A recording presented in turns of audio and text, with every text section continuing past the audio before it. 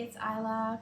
I am a registered dietitian and owner of the Millennial Nutritionist. Normally on these videos I do more like weight loss tips and stuff like that, but I always get a lot of questions about becoming a dietitian and like having a private practice and what that's like. And so I got a really good list of questions from a student from an email, and I'm just turning this into the whole video as a response to those questions.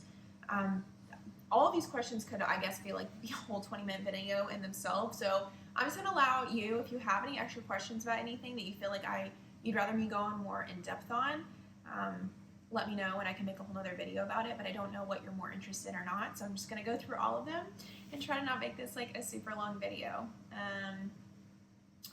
So if you don't know, I do own a private practice. It's called the Millennial Nutritionist, where we do one-to-one counseling. And so I'm just kind of going to go over my career path, why I chose to do that, what I like about it, stuff like that. So her first question was, what inspired you to pursue this career? I never know if this question means like to become a dietitian or to actually do private practice. So I'll try to like halfway answer both.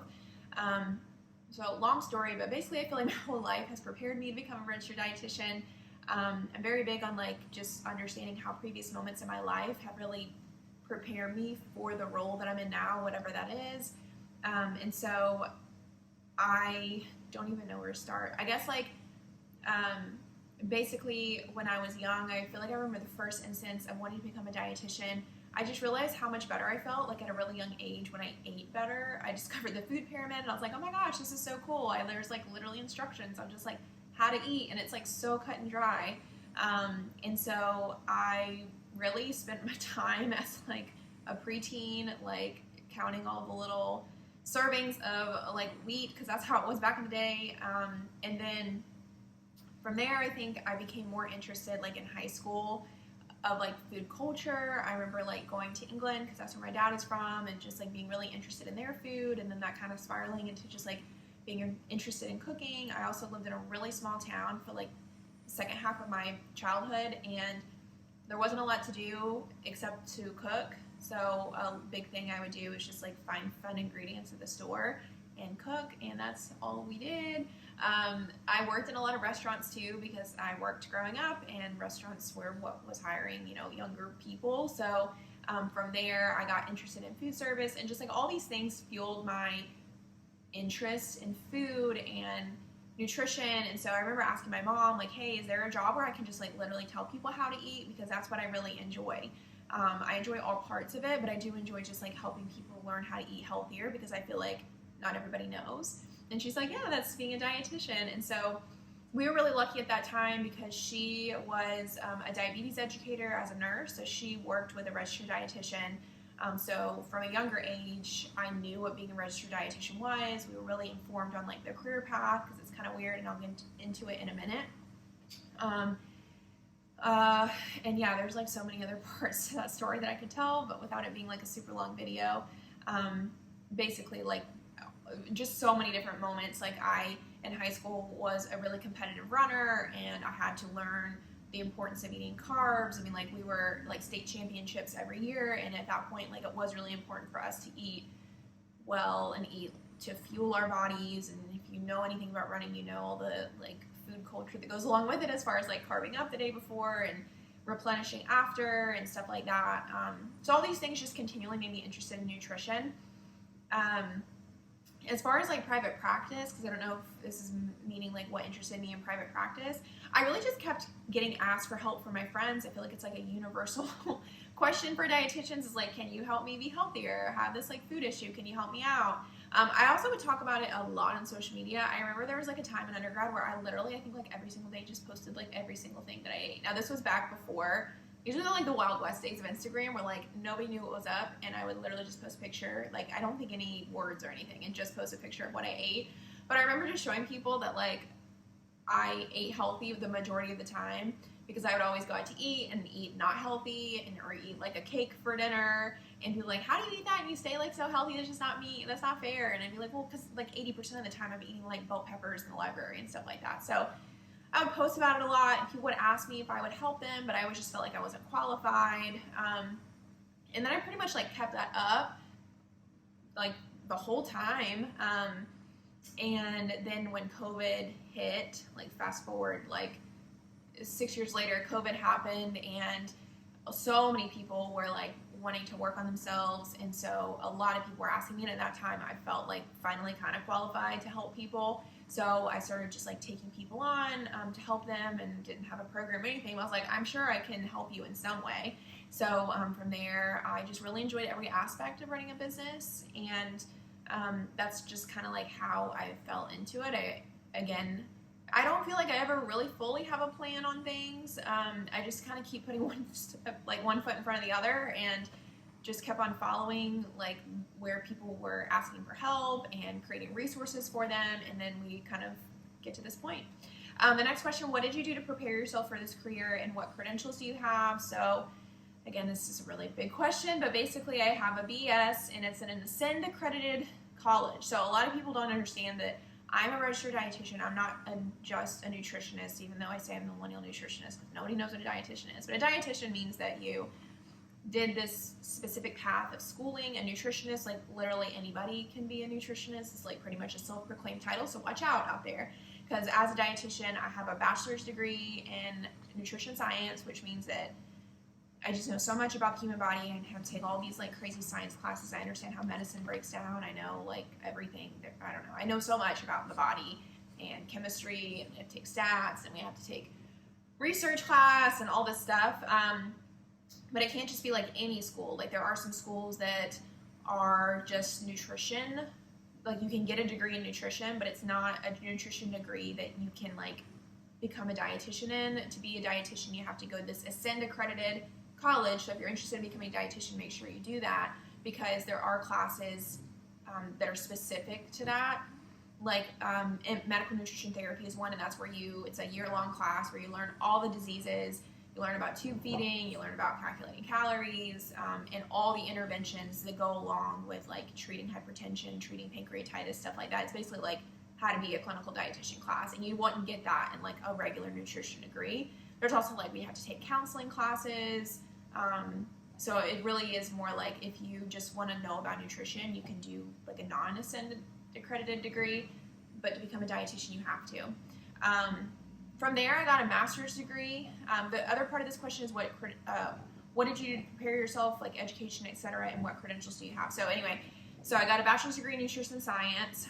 Then I got a master's degree. In order to get a master's degree, I got a master's degree in food studies, because I just went to the same undergrad that I got my bachelor's degree, and that was the master's at the time. So my master's was a little bit more like flowery. I it was a liberal arts school, and I felt very liberal artsy in my master's degree, because I took a lot of classes that were like food and culture, and like sustainability, and like supplements class where we like went to a farm, and this lady told us all about all the herbs that she grew and medicine she made out of it. Like it was kind of like, it was cool, because I feel like my undergrad was very like science based, and my grad was very like flowery and interesting. So to get to get a BS, like, you know, just do all the things they tell you. In high school, to get a master's degree, I mostly just had to have good grades in undergrad. I mean, I wasn't spectacular. I definitely made a few C's here and there, like freaking micro. But, you know, mostly have like at least a 4.0 GPA, I think. Do like leadership things. Like, I don't feel like it was super hard, honestly. Like, I think you mostly just need to show interest in what you're about to do. I mean, I did some leadership things. I can't even honestly remember what. I remember I did this huge research project in nutrition, and then I had to take the GRE. I did get into another university out in California that I thought I wanted to go to, but I just ended up staying in the same school I was at, because I met my now husband at the end of undergrad. So after my master's degree, I did my dietetic internship. I worked in various areas of dietetics.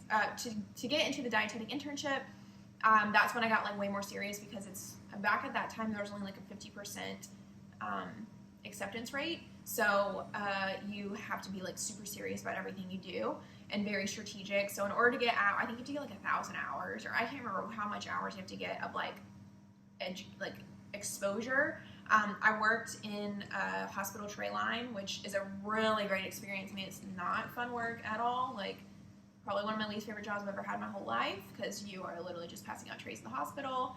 I worked in the dish room a lot. Yeah, it's not fun, but you have to wear a hairnet.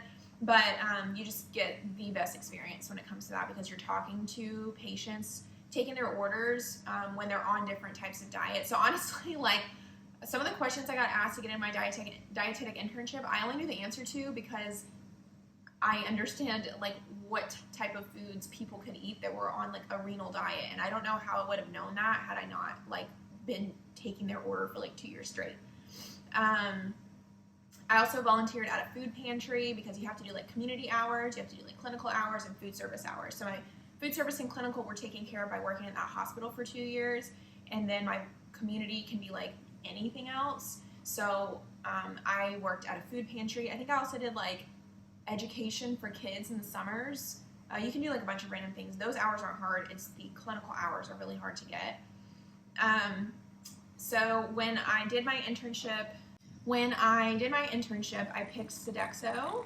I really wanted an internship where I could kind of pick some of the rotations. Like some internships, they do everything for you, which I could totally understand the appeal of, but I wanted one. I knew that I wanted to do something like a little out of the box when it came to dietetics, and I wanted my internship to just be like a full year of me having like complete exposure to these things. So I wanted an internship where I could like pick my own rotations pretty much. And Sodexo is a kind of like non-conventional internship, but they're a huge employer of dietetics. Dietitians. So I would like forever recommend this internship because I think it's amazing.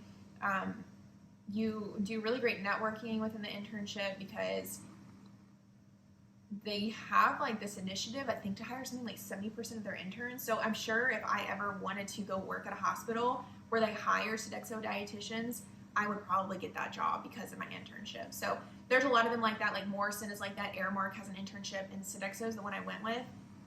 I think because it was like the only one in North Carolina or something. I also wanted to like I said, pick different rotations, and Sodexo is also a hire of a lot of corporate wellness dietitians. So at the time, they had a dietitian at Disney World, Disneyland. I think it was like Ford headquarters, because they contract some of these like really large sites, and then they can put a dietitian there. So I did like half of my internship was at a pharmaceutical company, where I was like the in-house wellness director as my internship. So that's kind of like why I picked that one.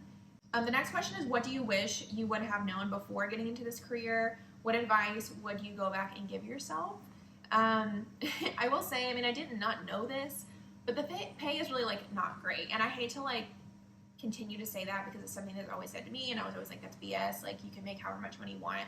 But it is just kind of difficult, and I understand why. It is a very hands-off career. Like, we're not out here doing surgery. We're not physical therapists where we're like manipulating anything. It's very just like counseling, but it's almost like so niche counseling that it's like hard, because even as a therapist, I imagine you can like do so many things, but like as a dietitian, you're almost like a food counselor. So, I mean, we are, showing people how to eat, but I think at the moment there's just like limited jobs. I mean, the good thing, and then the pay is like just low. I mean, that was a big reason why I started my own thing, because I thought I could charge more for what it's worth, but you're also just like, competing against so many people. Because another con I would say is just like people don't understand what registered dietitians are, and they also, I feel like, don't respect what dietitians are. I mean, everybody has an opinion on when it comes to food. Everybody thinks that they know what's best for them. Everybody knows that like they have the piece of information nobody else has, and it's always just like frustrating because I'm like, I mean, like, I have like 7 years of structured institutional education on this. Like, I think I know best, unless you maybe had a PhD, but like, I'm not going to argue with you because you're not in a place to hear it, So I think that sentiment goes a long way as far as like what our pay is, and then like as far as like market value, because there's not a whole lot of regulation and like anything nutrition, to be honest. Like, people are probably just going to go to the cheapest thing. So like if you compare like a dietitian versus like Weight Watchers, it's like, I don't know how much, like $20 at the most a month. like that's so much cheaper than what I can offer because I'm a person by myself with a lot of education, as opposed to just like going to an app or getting help by somebody who has no education. Like I'm part of what I'm charging is for all my education, but like if I didn't have it, I probably would charge less, you know? So it's just like a weird dichotomy. I think that there are definitely ways you can make as much as you want. I have friends that make like well over 100,000 that are dietitians. It's just not like right out the gate, and it can be hard when other people in other industries seem to like grow so much financially in their careers.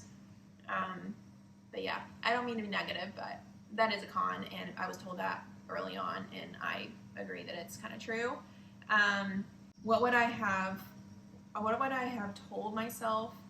I don't know. Like, I mean, I don't think I would have done anything differently, except, I mean, I didn't know when I was an undergrad what I wanted to do. I wanted to major in nutrition, but I did not know what I wanted to do. I don't feel like, I mean, I guess I feel like I was focused, but I just didn't know what I wanted to do at all. And so I did like a year thinking I want to do physical therapy. Then I thought I wanted to do occupational therapy. And then I was like, I'm going to be a food writer. And then I was like, I'm going to be a doctor. I'm going to be a researcher.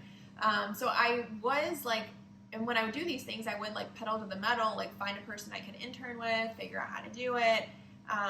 But then I wouldn't like it and then I'd switch. So, I mean, I wish that I was more focused, and I feel like I could have had so much better experience when I was younger, because like, even if I was just like a not a physical therapist, a personal trainer, I mean, I could have easily taken the test and passed it like an undergrad and like had been training people this whole time. And that would have been probably way better experience than like all these little things that I did. Or even like, I mean, there's so many things you can do that would help prepare you.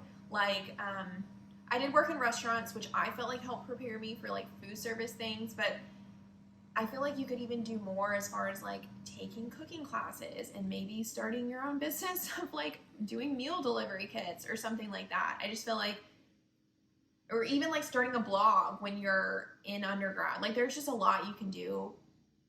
And if I would have done that for 7 years instead of like piddling around, that probably would have helped me so much. But then again, it's like, I didn't know I wanted to do it, so I don't think there's anything I could have done differently.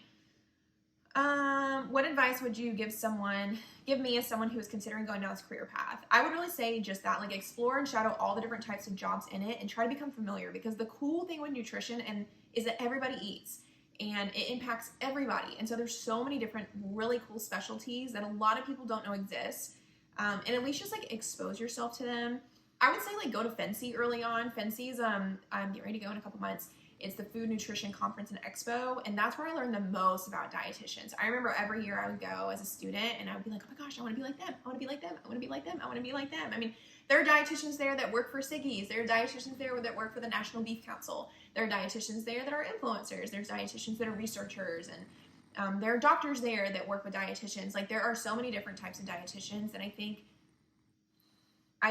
just exposing yourself will put you in the best situation so that you can decide, hey, I want to be a food writer as a dietitian, and this is what I need to do to get there. The second thing I would tell you is really make sure that if you want to be a dietitian, you've got to go to a Senate accredited university. I just will say that there are so many people that I know that like think that a nutrition degree is a nutrition degree, which I get because nobody tells anybody about it until you're like, I want to be a dietitian, and then you're like 3 years in and they're like, you can't be a dietitian with this degree. So make sure you go to a SEND accredited university. There are plenty in every state. You just have to make sure to go to the one that has it. Sorry if you can hear my dog snoring. I don't know what to do. He's just breathing. What were your first action steps after completing your education? Also, can you tell me about your internship as well as what you did to prepare for the exam that qualified you as an RD? Okay, so I never know if education means like after I completed my master's degree or like after the internship, but I answered as after the internship. I just started applying for jobs. Like I pretty much started applying at jobs at the end of my rotations. And then I pretty quickly got a job at the hospital that I worked on tray line for. So that's another thing about that, like doing those jobs is like good for networking. For the internship, I kind of already told you about it in the beginning.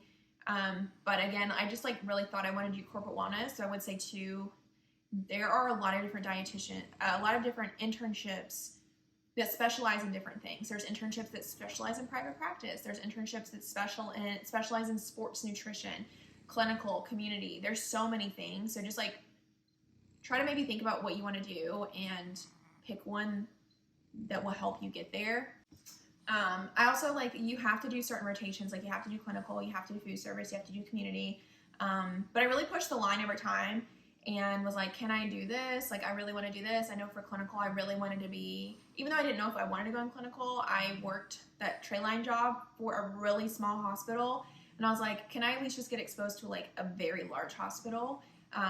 And so they put me in a really large hospital that had everything my other hospital didn't have. Like, they had a peds center, they had trauma. And I was like, wow, I really feel like I could maybe do clinical one day if it's a hospital like this. So I think just, like, again, try to be exposed to as many things as possible just to see if that's what you like to do. For exam prep, I pretty much just read the book twice and then took the exam. The exam is so bizarre. I have friends that, because you can honestly take it, I think, as many times as you want. I think you have to just wait like 3 weeks, and then there's just a fee, but I don't feel like the fee is like that much. So there's really not a lot of pressure. The test isn't like that bad. I want to say it's like 25 questions, but it's like customized to what you get right. So at least like back in the day when I took it like 5 years ago, I guess they have like all these questions in different domains, like food service, counseling, management, clinical, and if you get like 1 or 2 questions right in the one domain, it skips over it and it goes to the next domain. But if you get questions wrong repeatedly in like food service, it just gives you more of those questions. So like, I don't know, it's like a weird way they do it, but it ends up shortening the exam. And I personally read through the book twice, and then took the exam. I did not feel prepared, but I honestly, like, when I took the exam, I was like, there's no way I could have studied for this, because the questions were like, you have an employee that comes in late twice in a row, what would you do? There was nothing I studied about that in the book. So there were just like a lot of questions like that. Like, your patient has diabetes but doesn't want to eat the food. What would you do? I'm like, this is like so dependent on person to person. How is this a right or wrong answer? But yeah, that's pretty much all I did. I tried to also study as I went through the internship. I think most dietetic internships will like force you to do that because they want a high passing rate. So all of that helped me. And then when it came down to it, I just read the book twice. The rest of these questions are kind of specific to like the private practice job. So can you tell me about the diverse types of clients you work with? Any specific kind of person you enjoy advising most? Because I have an online, like mostly online company that I get through like social media, we do pretty much try to target like one type of client. I think if I worked in person in a community, it would be different. I would see a lot more like different types of people, but I pretty much have like the same types of clients over and over again. And that's millennials who want to lose weight, and mostly women. I enjoy it. I enjoy the positive clients the most, obviously, or clients that are just like completely starting from scratch. I find it the most enjoyable because I always get to like walk with them along this journey of like learning how their body feels with adding in healthy foods and exercising, you know, as opposed to people who are just like completely jaded by like diet culture and have done so many diets and like are just having a hard time believing that like what I have to say is like the ultimate truth when it comes to food and nutrition. What are some of the most rewarding coaching experiences you have had? I mean, I feel like all of them, like they are all I feel like all of my clients are so different, but a couple of them that came to mind was this one client I had, and she didn't really want to eat vegetables, but we kept working on her eating more fruits and vegetables, and she finally at the end was like, now I understand that adding vegetables to things like makes food taste better. Like, it's not just, she's like, I always thought it was just there to like make you lose weight and make you be healthier, but when I add more vegetables to things, it tastes better. I was like, yes, like that makes me so happy. I mean, how would you eat without vegetables? I mean, garlic, onion, like that's, I feel like those are like aromatics that make food taste better. So that was awesome. Another client who had a previous of bulimia, she came to me, she like had been recovered for a long time, but I track in my program, so I just asked her, hey, do you think this is going to be triggering to you? We can work on something else. She's like, no, I really like to learn about it. And so she was so awesome. She was great to work with, and then by the end of the program, she wasn't tracking anymore, which is what I try to do for all clients, and she was still losing weight, and she was just like, you're the only dietitian that's ever been okay with me tracking with my history. And it's taught me so much about like why I can still work in foods that I thought were bad, because like it's just how I wanted to spend my calories. I also see the value in all foods. Like even if a food is bad, it probably either is gonna have maybe like protein or some carbs, which I need throughout the day anyway. And now I just don't like worry about food as much. And I was like, that is like so rewarding. And then the third one that came to mind is I actually worked with a therapist once who was an eating disorder therapist. And so it was really awesome because we talked a lot about how, I mean, I don't, you know, I'm not an eating disorder or anything, but it's always fun when I feel like get to work with that side of things through like my lens. And we would talk a lot about like what she has to teach her clients and how like what I taught her really helped her to understand the basics of nutrition and how to think for her clients as well through what she was learning with me and losing weight. So that was really cool. What does an initial nutrition and coaching session look like with a new patient? There's only like 4 more questions after this, so we're almost done. So an initial session with a patient or a client is typically an hour. We go through their past medical history, what they normally eat, weight history, stuff like that. It takes like 30 minutes.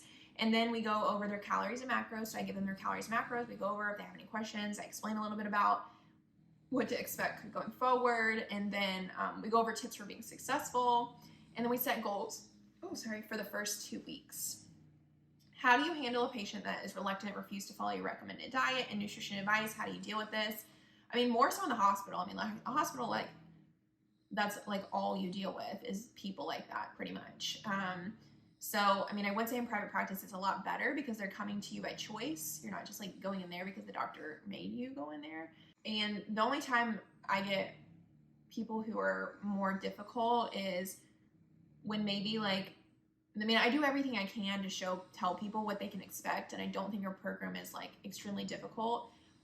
But sometimes it's a lot to juggle. Like when you're making new lifestyle changes in general, it's hard. And sometimes it comes to a point where I'm like, you know, your lifestyle is really getting in the way of these habits. And I think it's time to make a decision if, you know, you're going to continue to work 80 hours a week or if you want to work on your health. I mean, I don't say that, but like I kind of in a roundabout way try to point it out. And there's a lot of times like a refusal to want to make certain changes. And I mean, that's why going into Ascend Accredited University is good because I've taken so many classes on how to deal with it. Use motivational interviewing, which means that we always start with goals and goals that are really intrinsic to. So like if somebody says like, I want to have more energy, I want to like be healthier, I want to, you know, not get winded when I go up the stairs, I want to be able to like go on hikes with friends without getting embarrassed, I want to be able to be excited to try on clothes. And so you can always relate things back to that and say like, you said this is your goal. Has your goal changed? Or you know, tell me what you need to do to get to this goal. And if the client can tell you, then that's going to help them as opposed to you just telling them what to do. Another thing is like, typically when somebody thinks that, it's just because they have a lot of barriers and they can't think around it. So helping them identify the barriers is what you're supposed to be there for. And then you come up with solutions.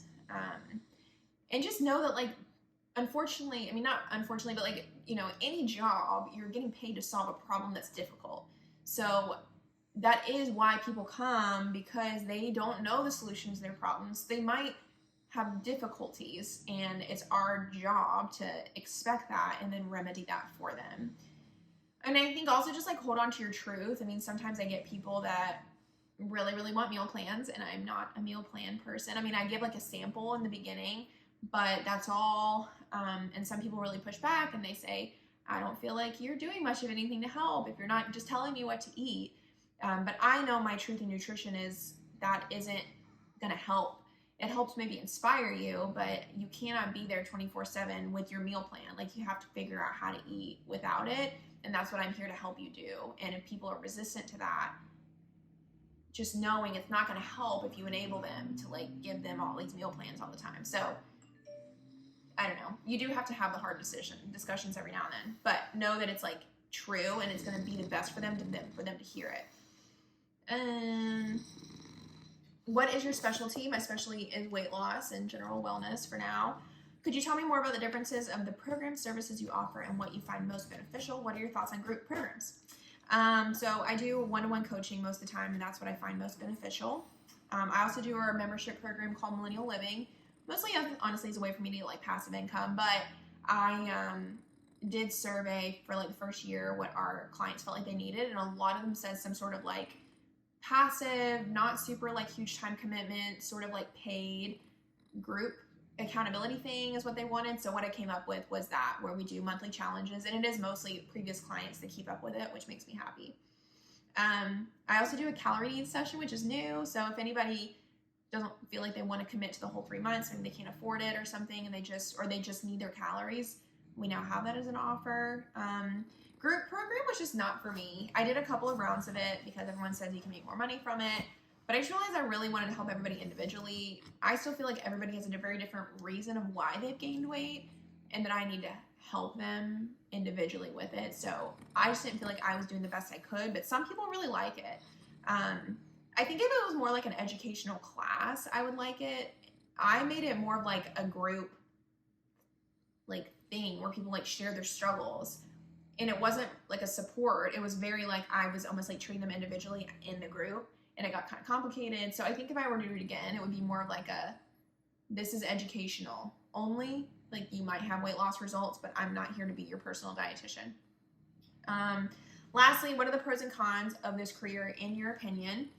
Pro, it is so interesting and it affects everybody. Research is like ever evolving, so that is really cool. It's definitely not like a stagnant career, and everybody will ask you help on things, so you feel really important and needed. And there are so many different types of jobs, like I was saying earlier. The con is that you can get easily burnt out, and this is what my other dietitians often tell me, is that because like most people get into this because they like being healthy, and they're like, I will make a job out of it. And then when you make a job out of your hobby, you don't tend to like it anymore because like you associate bad things, like having to do things on time, there's pressure, and it can make you like hate nutrition and make you hate the reason you got into it. So I think just like be careful, like make a balance, make boundaries between like your work nutrition and like your personal nutrition, and I think it will work out better. If you want any more personalized advice, I'm always up for like career coaching or letting you pick my brain about things. I don't have any formal programming, but you can always reach out. You can email me on my website or info@themillennialnutritionist.com, and I can tell you how much I charge for like an hour session, but it would just pretty much be like office hours. But I'm totally up for that if you have like specific questions about private practice or becoming a dietitian or anything like that.